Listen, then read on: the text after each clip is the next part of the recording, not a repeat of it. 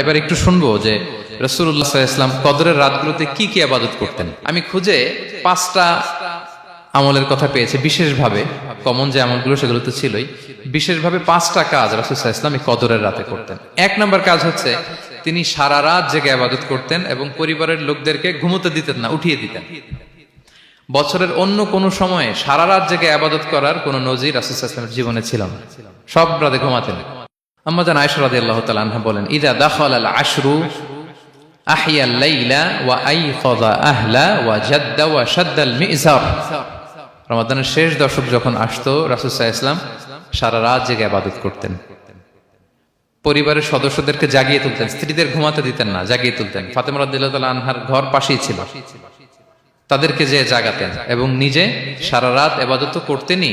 জাদ্দা ওয়া শাদ্দাল মিজার, খুবই বলিষ্ঠ ভাবে, খুব মজবুত ভাবে কোমরে গামছা বেঁধে নামার একটা এক্সপ্রেশন এখানে দেয়া হয়েছে। মিজার, ইজহার মানে হচ্ছে বাংলা করলে হয় লুঙ্গি। লুঙ্গি আমরা যখন খুব শক্ত কোনো কাজ করতে যাই তখন তারা কি করে, খুব টাইট করে লুঙ্গিটা বাঁধে। তার মানে বোঝানো হচ্ছে রাসূল সাল্লাল্লাহু আলাইহি ওয়াসাল্লাম কোমরে ভালো করে লুঙ্গি বেঁধে বা গামছা বেঁধে আটগাট বেঁধে নামতেন শেষ 10 দিনের জন্য। এই সময় তিনি মানে কাউকে কেমন যেন চিনতেন না, সবসময় ইবাদতে মগ্ন থাকতেন।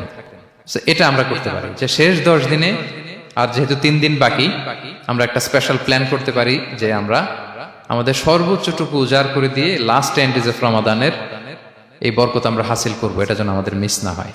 তাহলে এটা আমরা একটা পেলাম। 2 নাম্বার হচ্ছে ইতিকাফ করা।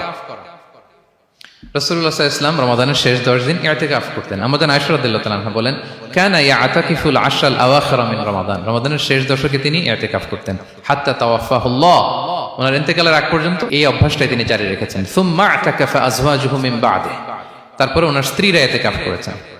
আরেক বর্ণনায় এসেছে ইয়াতাকিফু কুল্লা রমাদান 10 আইয়াম, প্রতি রমাদানে তিনি 10 দিন ইতিকাফ করেছেন। কিন্তু যেই বছর তিনি ইন্তেকাল করবেন সে বছর তিনি 20 দিন ইতিকাফ করেছিলেন। প্রতি রমাদানে 10 দিন, আর যে বছর ইন্তেকাল করবেন সে বছর কয় দিন? 20 দিন তিনি ইতিকাফ করেছিলেন মসজিদে নববীতে। তাহলে আমরা এই রমাদানের শেষ দশকে এটা করতে পারি। 2 নম্বর পয়েন্ট হচ্ছে ইতিকাফ করা। তো আমরা যেন ইতিকাফ করার চেষ্টা করি।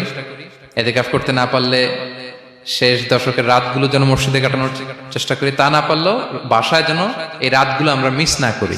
বিশেষ করে সেন্ট্রাল মস্কে তো অসাধারণ পরিবেশ, এটা হাইলি রেকমেন্ডেড। ইফ পসিবল আপনারা আসবেন, এখানে ইবাদতের চমৎকার পরিবেশ থাকে।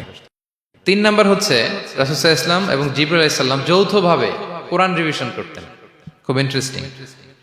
সারা বছর যেটা নাজিল হতো রমাদানে জিবরাইল আলাইহিস সালাম রাসূল সাল্লাল্লাহু আলাইহি ওয়াসাল্লামকে শোনাতেন, রাসূল সাল্লাল্লাহু আলাইহি ওয়াসাল্লাম আবার জিবরাইল আলাইহিস সালামকে শোনাতেন। সহিহ বুখারীর বর্ণনা, কানা জিবরিলু ইয়ালকাহু ফি কুল্লি লাইলাতিন মিন রমাদান ফায়ুদারিসুল কুরআন। প্রতি রমাদানের প্রতি রাতে এসে রাসূল সাল্লাল্লাহু আলাইহি ওয়াসাল্লামের সাথে কোরআন মুদারাসা করতেন। সহিহ মুসলিমের বর্ণনায়, আন্না জিবরিলা কানা ইউআরিদুহু বিল কুরআন কুল্লা আমিন মাররা। প্রতি বছর রমাদানে একবার শোনাতেন বা শুনিয়েছেন। যে বছর তিনি ইন্তেকাল করবেন তিনি 2 বার শুনিয়েছিলেন। আরাদা ইউআরিদু মানে এটা ফ্রম বোথ সাইড। আরবি শব্দটা এমন যে জিবরাইল আলাইহিস সালাম শোনাতেন, এরপর রাসূল সাল্লাল্লাহু আলাইহি ওয়াসাল্লাম জিবরাইল আলাইহিস সালামকে শোনাতেন। কোরআন রিভিশন করা। তো এই শেষ দশকের রাতগুলোতে আমরা যেন বেশি বেশি কোরআন পড়ি। কোরআন তেলাওয়াত, কোরআনিক রিসাইটেশন হতে পারে, কোরআনের অর্থ পড়া হতে পারে, তাদাব্বুরে কোরআন হতে পারে, কোরআনের হালাকায় জয়েন করা হতে পারে। ইন ইটস এনি ফর্ম আমরা যেন কোরআনের সাথে অ্যাটাচমেন্টটা বাড়াই লাস্ট 10 ডেজ অফ রমাদানে। 4 নাম্বার কিয়ামুল লাইল করা। রাসূল সাল্লাল্লাহু আলাইহি ওয়াসাল্লাম কিয়ামুল লাইল করতেন এবং কিয়ামুল লাইল শব্দটাকে রাসূল সাল্লাল্লাহু আলাইহি ওয়াসাল্লাম কদরের সাথে জুড়ে দিয়েছেন। সহিহ বুখারীর বর্ণনায় তিনি বলেছেন, মান কামা লাইলাতাল কদরি ঈমানা ওয়া ইহতিসাবা গুফিরা লাহু মা তাকাদ্দামা মিন যামবি। কদরের রাতে যে কিয়ামুল লাইল করে বিশ্বাস নিয়ে এবং নাজাতের প্রত্যাশা নিয়ে, তার পূর্বের সমস্ত গুনাহ আল্লাহ তাআলা ক্ষমা করে দিবেন। তাহলে কিয়ামুল লাইলটা রাসূল সাল্লাল্লাহু আলাইহি ওয়াসাল্লাম বিশেষভাবে কদরের রাতের সাথে সম্পৃক্ত করেছেন। আমরা যেন প্রতি রাতে কিয়ামুল লাইল করি, লম্বা সময় যেন দাঁড়িয়ে থাকি, লম্বা সময় কোরআনিক রিসাইটেশন করি দাঁড়িয়ে থেকে, লম্বা সময় রুকু, লম্বা সময় সিজদা, স্পেশালি সিজদা। আখরাবু মা ইয়াকুনুল আবদু মির রাব্বিহি ওয়া হুয়া সাজিদ ফাআকসিরু ফিহি দুআ। বান্দা যখন সিজদায় থাকে আল্লাহ সবচেয়ে কাছে থাকে। তো আমরা তো আল্লাহর সবচেয়ে কাছে যেতে চাই এই ক্রিম টাইমটাতে, কি বলেন? আমরা যেন লম্বা সময় সিজদাতে থাকি। কিন্তু আমাদের অনেকের যেটা হয়, নামাজে তাড়াহুড়ো, অনেকের সব ব্যস্ততা যখন নামাজে দাঁড়াই এরকম হয়ে যায়।